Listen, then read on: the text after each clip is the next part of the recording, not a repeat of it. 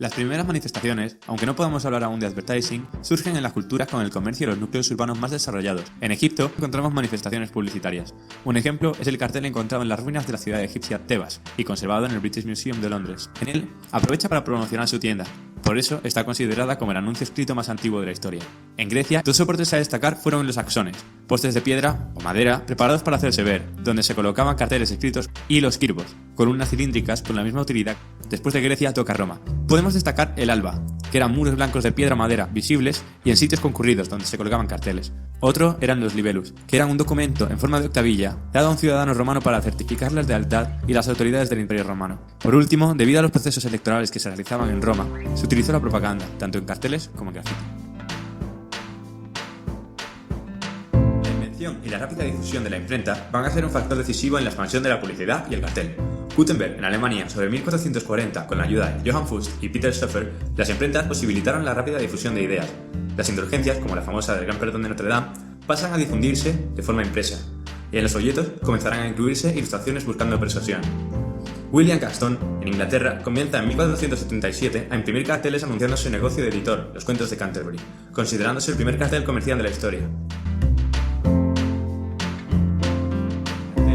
Entra en el mundo de la publicidad la fascinación visual. Será en el París de esa segunda mitad del siglo XIX donde surge el cartel contemporáneo, de la mano de Jules Seurat. Con Toulouse-Lautrec se da el definitivo paso para la conversión del cartel en un elemento publicitario diferente de cualquier otro. La última década del siglo XIX y los primeros años del siglo XX marcan el apogeo del cartel publicitario modernista y con ello la consolidación del nuevo soporte. El Art Nouveau, en sus distintas variantes, representa el cartel en esta etapa. Alphonse Mucha es el mejor representante del cartel modernista. El primer cartel para la actriz Gismonda. Théophile Alexandre será el cartelista de los gatos. Crea la imagen de Montmartre Bohemian. Realiza carteles antibélicos durante la Primera Guerra Mundial.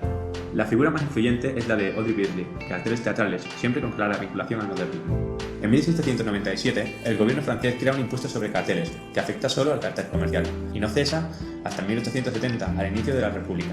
En el siglo XVIII, hay documentada tradición española de carteles taurinos. Son todavía casi exclusivamente tipográficos, con mucho texto además. Durante todo el siglo, destaca un cartel de Francisco Ortego Vereda. Es considerado como el primer cartel propiamente comercial español. En los años 80 irrumpe ya un cartel renovador, directamente incluido por el modelo francés de Jules Seurat. La Exposición Universal de Barcelona, en 1888, se anuncia con un excelente cartel de José Luis Pellicer, pero se da en el fin del siglo cuando surja una generación de cartelistas, entre los que destacará Ramón Casas y Luis Labarta. En el siglo XIX, el cartel clásico cinematográfico en papel aparece junto con la otra manifestación de la publicidad cinematográfica, como es la Gran Cartelera. A finales del siglo, los hermanos Lumière encargan carteles de sus primeras proyecciones al pintor Henri Bespotte y a Marcellin Mussol, que será el autor del famoso cartel El Regado Regado. En los años 30, Hollywood ya tiene grandes cartelistas, uno de ellos es el peruano Alberto Vargas, autor del sensual cartel El Pecado de Nora Morán. Además, productoras como la Metro-Goldwyn-Mayer encargan a cartelistas españoles la versión para el mercado español, por ejemplo a Josep Renut o Antoni Clavé. Los años 40 y 50 representan una edad de oro tanto para el cartel cinematográfico como para el del propio cine. En Estados Unidos aparece el artista Saul Bass, para muchos el mejor cartelista de la historia del cine en su país, autor del cartel Anatomía de un asesinato. En estos años de auge de la exhibición del cine, aparece toda una generación de cartelistas en España, como Francisco Fernández Zarza y Macario Gómez. Este último realiza notables trabajos como el cine. José Antonio Nieves Conde desarrolló un estilo muy peculiar, colorista y directo, que influyó notoriamente en el cartelismo español.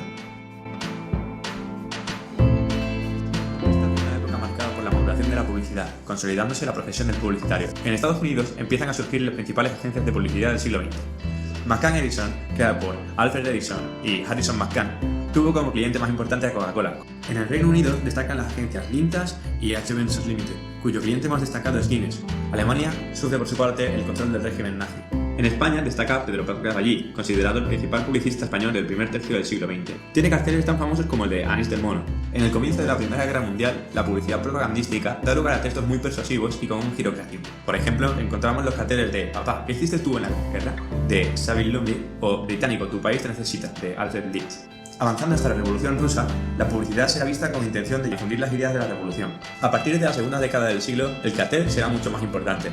Francia mantiene el nivel más alto, destacan el ucraniano Kazan, Cubismo o Jules Seurat. En Italia sobresalen Leonetto Capiello y Marcelo Ludovici, que introduce un cartel en el que domina ya netamente el objeto publicitario.